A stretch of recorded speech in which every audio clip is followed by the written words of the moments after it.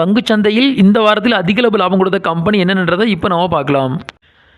Cyan அர்கோ industry and infrastructure limited இவங்க பார்த்தீங்கன்னா இந்த வாரத்தில் 70% கொடுத்துருக்காங்க.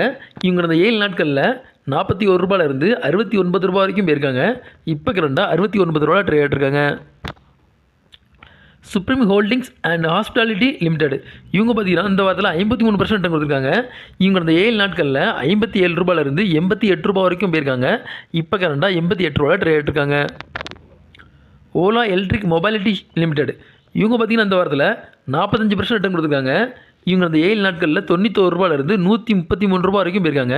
இப்போ கரண்டாக ₹133 ட்ரேட் ஆகிட்டுருக்காங்க. பால்கோ மெட்டல்ஸ் லிமிடெட் இவங்க பார்த்தீங்கன்னா இந்த வாரத்தில் 45% கொடுத்துருக்காங்க. இவங்க அந்த 7 நாட்களில் ₹77 ₹114 வரைக்கும் போயிருக்காங்க. இப்போ கரண்டாக ₹114 ட்ரேட் ஆகிட்டுருக்காங்க.